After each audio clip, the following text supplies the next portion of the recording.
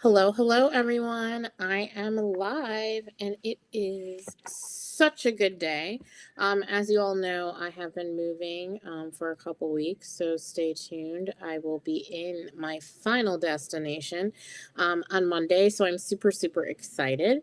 I want everyone to go to yougrowhealthcare.com. I am having another webinar on Wednesday at 8 p.m. Eastern time, even though I will be Central time, but I'm still used to saying Eastern time.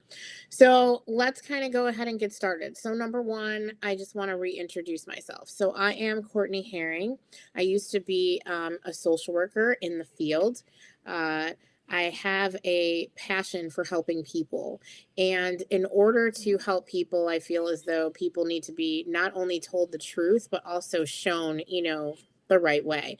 Um, so what I do is I've created over 50 private practices for small hospitals, and I also own a private practice myself, which is successful. And I do also just have so much fun building businesses, just period.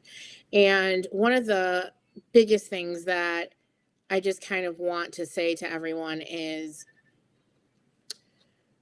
especially when I put out, content or whatever, what have you. The point is to help others, right? And I want healthcare to be in another place. I want you to understand that I'm somebody that is on the side of the doctor, on the side of the nurse practitioner, on the side of the social worker, the licensed counselor. I am the person that is rooting for you when your patients complain to me about what is happening. I am the one that comes into your practice and does an audit and makes sure that things are running smoothly. I am the one that will also hold you accountable for myths and different things that might be happening that are okay in that type of culture, but they're not okay in the world of people who are consumers of your product, which is healthcare. Now, I always tell people this all the time. We are not talking about a hospital. We are not talking about a facility. We are not talking about places that, have, tremendous maybe issues. I'm talking about the folks that are creating private practices, especially during, COVID, and they're not doing well. And they're not doing well because of very clear things that are happening. And I want all of us to be on the same page and to definitely understand that. So I am basically, I'm here to help. I also, my son was compromised when he was young, so I had to rely on healthcare workers. But what I'm going to tell you is this: if he did not have various doctors that were not worried, excuse me, about revenue and how their practices were running, I don't know if we would be here today. And this is why what you see is exactly what was birthed through that time. It was a very difficult time when I had him, and he is now completely healthy and healed by, the grace of God and also all of our medical providers. But one of the things that I definitely saw was things that could have been changed, right? That could have been created in order for people to get the best care that they need. Okay. So let's kind of go through this. And I want to make sure that everyone understands, what is private practice, right? What are the four things that you can look forward to and be excited about, right? But if you've never, again, been in business, I don't care if you've worked at a hospital for over 20 years. I don't care if you've worked at a facility for over 20 years. When you own something, it is completely different. And right now, the way that, the world is, people are expecting change and people are demanding it, whether you like it or not. So I am here to bridge the gap between your patients and then also what you want. But the only way that we can do that is by having a really clear and concise conversation about exactly what is happening. And what is happening is we're not talking to each other. So patients are not really talking to you, and you're not talking to the patients. And you think you are, but guess what? I am the bridge to that, and I can help you. So let's go through, these four things about private practice that's going to be completely amazing and change your life. So, if you want to build a private practice, or you even have one, what's amazing about it is that you have the autonomy. You're able to do all of the things that you would like to do, but only if it's ran correctly. We talk about so many times, some, doctors, healthcare providers, whatever, what have you, saying, gosh, I'm so busy. I can't do this. I couldn't do that. Okay. So I'll give you an example. I have my own private practice. So when I was building it on my own, and after I had built so many for other people, right, that are successful, yes, it is hard, the first 6 months. It is hard the first year because you're starting to learn your community and also the people that you're serving. So I totally get that. But what I am going to tell you is this: my practice runs on its own, and yours should as well, right? It's not about you, it's about the people that you're serving, right? So if you run it right and you actually have policies and procedures that are actually working, you don't have to be there every day. Now, some people, of course, they want to be that one solo provider. I totally understand that. But let me tell you this, solo provider, if you want to take a week's vacation, do you have somebody that might be a collaborating physician, healthcare worker, LCSW, whoever, who can cover for you for that week, right? Because you're not a robot.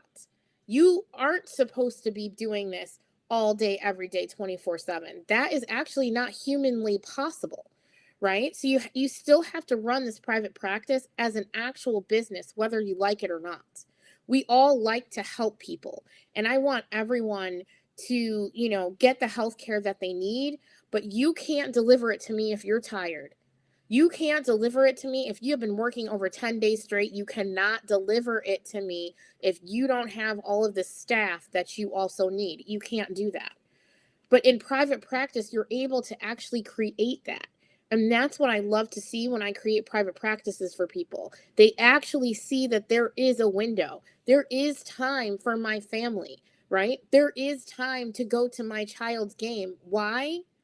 Because I have built it like that. Okay?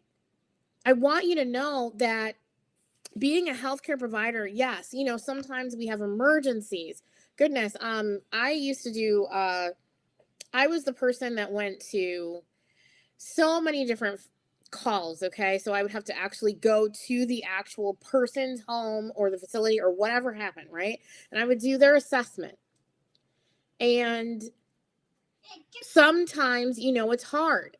Sometimes you hear things that you don't want to hear, and guess what? You need time, right? But if you don't give yourself that time, you're not the best provider. You're not the provider, for me, because I want you to be just as healthy as you would want me to be, right? But we can't do that if you don't build it right. We can't do that if you're unwilling to honestly listen to what people are trying to help you do, right? I understand that, people have gone to medical school and they didn't sleep for 7 years. Well, guess what? You can't continue to do that if you're 40, over 40. That is not going to work. You're going to be dead, right? I want you to be healthy. So just remember that. In a private practice, you can have autonomy. You can. And if you don't, you didn't build it right. And that is who I am to you, right? So I do want to let you know I do have a 5-year-old. I do have a 5-year-old who is loud, but what can we do when we're in a hotel and we're in transition and we're moving? But this is what it is. So if you like what you hear right now, I want you to go ahead and go to yougrowhealthcare.com. I'm having a webinar on Wednesday, the 13th, which is still a lucky number, okay, at 8 p.m. Eastern time. I'm super, super excited about it. And, I already have a group of people that it's starting with, and I'm so excited because they're going to learn how to run their private practice appropriately, okay, and they're going to have that practice for years. You know why? Because I've had my practice for years and I am fine. And guess what? I'm in a hotel and I can move wherever I want, and I serve our nation's veterans proudly, and I do it well, okay, and you can too. So the other thing about private practice, right, is I want everyone to also understand it's not for everybody. If you want to continue to work at a hospital, if you want to work at a facility, if you want to work for someone else, that is totally fine, right? Entrepreneurship is not for everyone, you guys. I mean, I can tell you right now, sometimes it is lonely. Thank goodness I have a business partner who is phenomenal, which is Shanae Murray, who continues to always keep me accountable and keep me grounded and say, let's keep going, even though sometimes we're going against the grain. It's hard. But one of the things about entrepreneurship is, um, it's mind-blowing. Some of the things that you hear about, some people will say, oh, you can't do this, you can't do that. Well, that's not true, because I did it. And I'll tell you right now, one time, and this was literally at the University of Dayton, Ohio, there was a advisor. It was my advisor, and he told me that I would not get my master's degree. Well, that wasn't true either, right? So I want everyone to stop the limiting beliefs, but I also want you to know who you are and who you are as a healthcare provider. And that might not be a private practice, and that's okay, right? That is all right. But who I'm talking to are people that want a private practice and might be a little afraid, or people that have a private practice and it's not doing well. I want to help you. And why? Because we need you. We need you in the community. And I know that you want to be there. So let's do this. So go to yougrowhealthcare.com. So number 2 is private practice might not be for everybody. It might not. And that is totally okay. Number 3, it is hard to build a business. A business is not for the faint of heart, okay? You have to have armor on at all times. Why? Especially on the day and age of in the internet, is because a lot of people don't understand that they attack the person and not the problem. So if you don't have tough skin, and if you're not ready to get in here and sometimes lose money for a second until you figure it out, right? This might not be for you. Building a business is hard. This is not easy. I have a 5-year-old. I have a fiance. I have a dog. I have life. I have senior parents. I have so many different things, but you know what? I love it. And this brings me joy, and I enjoy it because I am helping doctors, nurse practitioners, LCSWs, licensed clinical social workers, licensed counselors build the dream that they want. But when I work with them, they know that this is going to be a hard road. This is not a sprint, it's a marathon. You are not selling something really quickly on Amazon and then you're driving, a Bugatti. That's not how this goes. Okay? This is tough, but you can do it. And I know you can do it. And why can you do it? Because you already know how to heal people. So why can't you learn how to be a business owner? And again, that's what I can do. I can help you do that.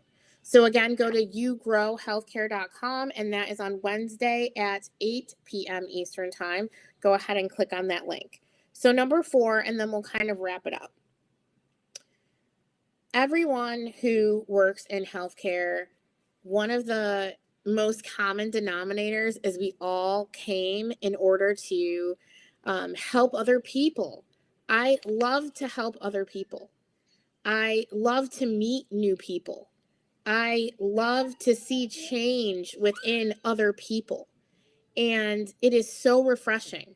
That's something that, healthcare providers, it's amazing, right? When you help somebody or you meet a new face or, you just have a great time, with people. And I love people. I love all people. And with a private practice, you can be the change that is in your community. But again, I'm going to go back to the same thing that I'm talking about is you can't do that if you don't have a business mindset. If you don't understand what mindset means, that means you have to think as a business owner. We know you're a healthcare person. You already have that down. You already have your master's and your doctorate and your medical license and all of that. We know you can do that. But a lot of you are not running these appropriately. And then you are hurting.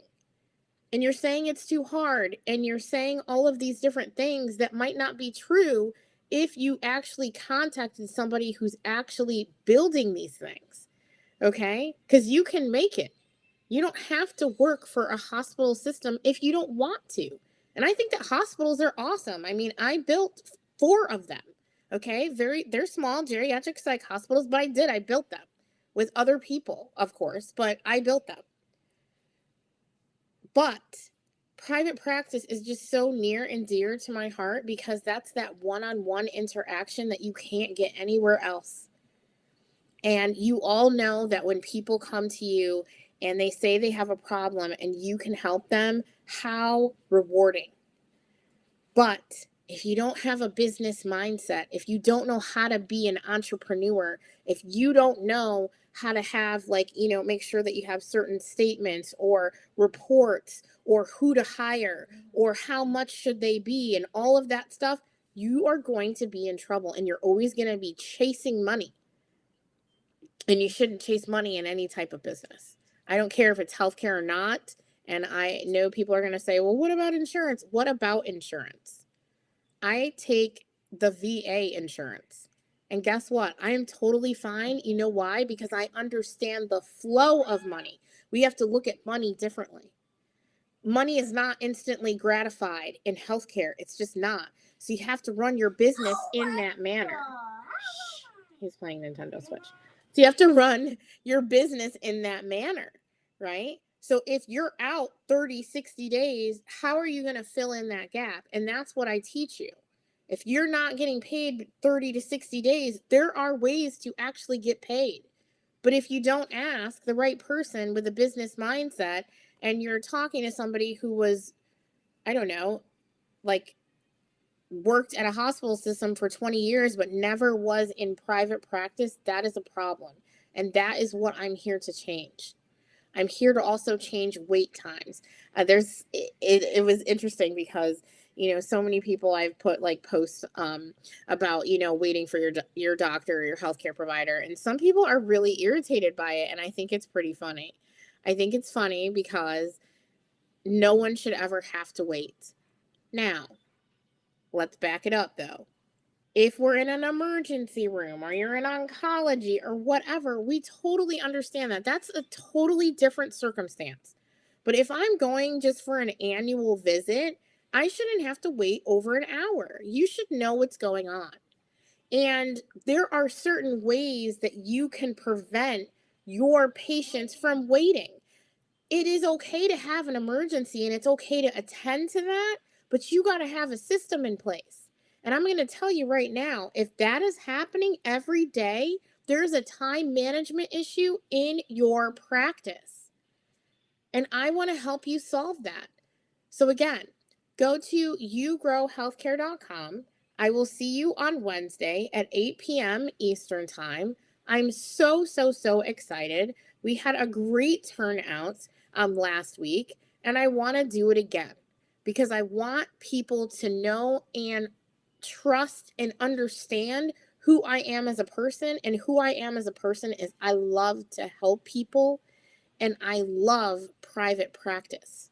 And I want you to be successful because you've already know how to heal people, but you don't know how to run a practice. So let me help you.